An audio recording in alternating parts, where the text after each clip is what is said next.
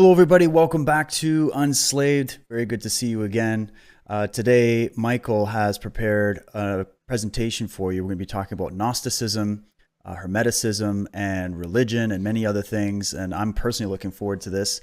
Michael's prepared some slides. I think we're going to be in for a long ride, but it's going to be a lot of ground that we have to cover. So, Michael, maybe we'll do a brief introduction here. We had a fantastic quote from Alvin Boyd Kuhn, one of my favorites, one of your favorites. Maybe we can break that down and then dive in for people here. Sure. Well, go to the next slide because just to put, if people have never heard him before, we're using Kuhn's work today to dive into this whole question of Gnosticism, from the inside. And he was a protege of the great Gerald Massey. So they actually knew each other. They worked together. Kuhn was a great scholar in his own right. Gerald Massey was from, I think, Leicestershire in England, and Kuhn was American. But how they found each other, I'm not quite sure, but they did. And, they're two of the finest writers. People who follow my work really closely know that I refer to them all the time, even back in Origins and Oracles days, there's a lot of quotes. But his work is probably one of the best, you have G.R.S. Mead. I'll put links below to other thinkers, but when we really want to tease out what it is with Gnosticism that is, more of the negative side, where the dangers lie, that was what he dedicated his whole life to. So he's one of the most important thinkers in that regard, So I refer to them in much greater depth than we're going to do today. Their key work on astrotheology is in the book, and then there's a little bit on the astrotheology website. But these guys, their work is, just so incredibly rich. I mean, Gerald Massey, there's barely anything on my website. There's good stuff in the book, but it's so voluminous. Where do you start?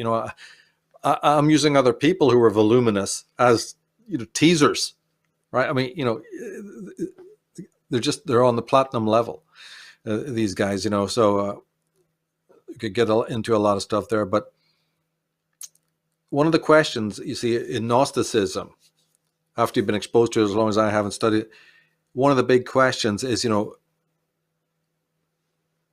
we've asked it actually, today's presentation is a little bit of a carry-on from, the Women on the Unconscious series, especially the one we did on the law of attraction. And in that one, I remember hinting at this universal Gnostic cult. I think we've touched on it even before, but we always said, we do it at the right time. And we'll definitely in the second hour get into that again, because the big question is these elites that rule the world, right? The ones that are even in charge of maybe of what even is going down now. But even forgetting that, who are these Eckhart Tolles? We've asked this question. Who are these Oprah Winfreys? What is the New Age movement? Why is it that during the 50s and 60s and 70s, America just all of a sudden got flooded with these Eastern gurus? Is there something behind the 60s that, just derailed? No, of course not. It was just some campus thing, the flower power. It was, Little Richard and, Tin Pan Alley and all sorts of musical movements that came up, the Temptations and all of this, and it just happened. The Black Panthers and and the New Age movement and Woodstock, but obviously there's bigger, deeper questions because the country was really inundated with all of this Eastern mysticism, and so the question that I would format is: are the ruling elites Gnostics? Right, because Gnosticism is a given when it comes to Eastern, teachings. Even if you never practice them, but you're studying it, Sikhism, whatever you've got, Hinduism, right? Even Zen Buddhism, very largely is Gnostic. And we'll unpack what that really means for those who are brand new to this, right? But I'm not a Gnostic, and I look at Gnosticism as a pestilence. So, just like I do with Orthodox religions. But in the East, it's a given that Gnosticism, is deeply in most of the Eastern religions, probably with the exception of Taoism, actually, right, are deeply Gnostic. And so to ask the question, is the elite Gnostic, like we've posed very briefly in previous shows about this Gnostic cult? And it wasn't only through Indian guru types, Vivekananda was the first, then comes Paramahansa Yogananda. There's a structure to all of that we can't get into now, but also there was white people. There was the Russian artist Roharik and his wife, and there was Gurdjieff and Ouspensky, and so you can look at them just in the traditional way that everybody does, or you can ask a sort of deeper question. But obviously, if we're going to ask that question, then we have to know something about Gnosticism. And that's where this Alvin Boyd Kuhn comes in, because he's one of the most perceptive authorities, on that actual subject. If you go to the next slide, as I said, he was the protege of Gerald Massey, whose works are voluminous, which you can start with this one, Ancient Egypt, Light of the World, 2 volumes there, Natural Genesis, Book of Beginnings. I was studying this guy back in the early 90s along with L.A. Waddell. Wow, just absolutely incredible work, especially in the realm of etymology, by the way. And I get emails from people all the time, asking me about that and where they should start or whatever, in terms of Egypt. And these are the men. And Alvin Boyd Kuhn tends to be a little bit more philosophical as well. I like his work a lot because he goes into shelling and things like that. Go to the next slide. Where are we? Oh, yeah. So one thing we can start off with, right, to make it really simple for people who have never conceived of this before, they may have heard the term Gnosticism, is just to understand it's a synonym for asceticism. So there's your starting point as far as I'm just, cut a lot of stuff short. And this is what Kuhn actually gets into. He calls it actually the cult of mortification. And it did way back in 2006 in the DVD series, the Origins and Oracles, which members can watch. I think I even bring this up then, as far back as that, the cult of mortification, asceticism. What do we know about that? Well, it's very important that we know something about that, and especially in its extremist sort of application, right? And you'd be amazed that even sort of like, Opus Dei, remember, Da Vinci Code and all of it, the Opus Dei, the self-flagellation, and they're not the only ones that do it. It was I think the Franciscans or somebody, there's different orders within Catholicism that are big into that. It's not just Opus Dei taking it to the extreme, right? But that's a form of Gnosticism where the flesh is considered evil, right? And all of that. So that's what I mean about when you get into Gnosticism, there's these little Gnostic cults, but then there's this pan-Gnostic, influence that is absolutely everywhere, like shrapnel, in a lot of other more well-known, it's in Judaism.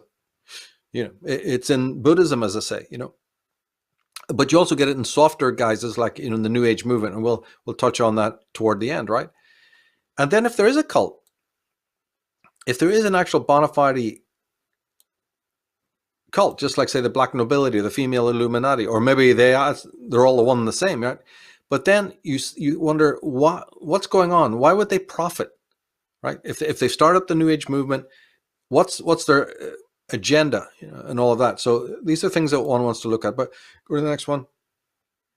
As I said, I'm not personally a Gnostic myself, and I've really no time for it. But what I've done is train myself to see the Gnostic elements in distinction, from other traditions, right? And we have spoken about it before. And again, I definitely recommend people. I'll put the links below. But the law of attraction. I think it was 2 or 3 in the Women in the Unconscious. But quick now, question there, again, Michael. Sorry to jump in on you there, but just a quick it. question as we look at that. So if I bring that slide up, it starts off with the term, the word, right? It means having knowledge, gnosis, knowledge, a modern name for a variety of religious ideas and systems originating in Jewish milieus. It's based on the Torah, actually. So, when I think of it, I've often preferred the term gnosis to knowledge because I feel like it applies some kind of more holistic type of thinking. But what do you think about that term, like gnosis and the knowledge? I mean, we're pursuing knowledge, but in the Gnostic tradition, they have a totally different conceptual framework for the way they define what knowledge is, where it's derived from, than it would be in something like Hermeticism, correct? Mm-hmm. Oh, yeah. That's what we want to touch on. See, to me, that's why we need somebody like Kuhn who's going to help explain the differences. That's very important. Otherwise, they all blend together. There's a lot of scholars who conflate the two. And that causes all sorts of trouble, and they're well-meaning, a lot of them, because they have picked it up from secondary sources. There's actually so little of good information out on it, and even some of the best work done in the 80s is actually really inadequate. A lot of the first people who wrote books on Gnosticism, those are inadequate as far as I'm concerned. So it's still, it's considered a mystical path, and it's not. High mysticism is something almost the opposite. Yeah. So that all has to be borne in mind. It's very hard to know when to come in at it, but Kuhn also provides a very good way of coming at it. We're keeping rational about it, which is the Western tradition, because it's very easy to get swept up, as you say, in it. Because remember, there's even text. There's some very Gnostic tone in certain texts of the Bible, right? More than others. The Essenes, right? So when the Nag Hammadi texts, or the Gnostic texts as well, two different schools came out. Again, that reinfused Gnosticism, right? Gnosticism became famous again, sort of like after late 1940s into the 50s, right? And then it took 40 years for the Gnostic Gospels to actually even be released, right? Because the church was very, very threatened by it. They were threatened by it because when the first scholars, most of them were Jesuits, went and looked at the Dead Sea Scrolls and even the Nag Hammadi library, they found that amongst that canon were Gospels that contradicted the Gospels, right? Texts that were so similar, even written by allegedly the same people, but they actually contradicted the ones that had been canonized for centuries in the Bible. That was it. So they tried to suppress it. So there's some, and this would be the Gospel of Thomas, which, again, I'll put links below. Gospel of Thomas would be huge in this, right? That is a very Gnostic type of work. And there's others which aren't as Gnostic. Same thing in Judaism. There's thinkers, prophets that seem to be very, very Gnostic, and then there's another school that's maybe less so. And also, don't forget that Judaism tried to purge Gnosticism and Christianity tried to purge it. It didn't do a good job, right? Because, as I say, at the fundamental level, they are Gnostic, but they officially had people running around like Bishop Irenaeus and others who tried to actually quash the schools of Gnosticism that had risen up at the time. These would be by a character called Basilides and another one called Valentinus. As I say, I'll make sure all these links, are put there below. And then finally, Gnosticism, as we're talking about it, became heretical. But even though that purging took place, appropriation had already happened. You're right. Some of the tenets, had already been taken. Even an external creator, an external father, my father in heaven, and all these. It's all Gnostic. And we know now more than ever. I think it's like the Jesus Seminar and some of these Christian think tanks have decided that 3/4, right? And I'm not joking here. 3/4 of the passages in which Jesus is meant to be speaking in the Gospels are false. They have nothing to do with Jesus, right? They're not authentic, and that's canon. That's official. That's not any external school to Christianity. That is the Jesus Seminar with the finest seminarians. 80% of the so-called sayings of Jesus are not authentic. And then the story, goes from that point on. How did they get there? Was it Apollonius of Tyana? Was it John the Baptist? Was it the Essene masters? Or where did these words come from? It's a total meltdown of chaos. But go to the next slide. We'll get more into your question. Because you rightly noticed there that Gnosticism, comes from the Greek word having knowledge. So in one way you'd say, okay, that's our starting point. Do you have knowledge? Or is this is the claim? This is their claim. The Gnostics are claiming we have knowledge. Well, the person who's opposing it say, I'm going to prove you wrong. Right? Or halfway go, well, maybe you do. Maybe there's some real, you've said it. Your own word says we're the ones of knowledge. Right? Well, then you stand to be, sorry, mate, but now you start, you can be targeted now. Let's see what kind of knowledge you have. So the fight's on. The fight, I say they have no knowledge whatsoever, right? It's just it's bogus, right?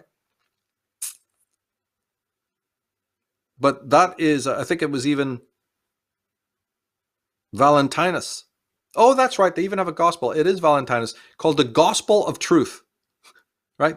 I don't think it's actually the name that the person who wrote it. I think it was a little bit later, but it's still, that's the title of one of the most famous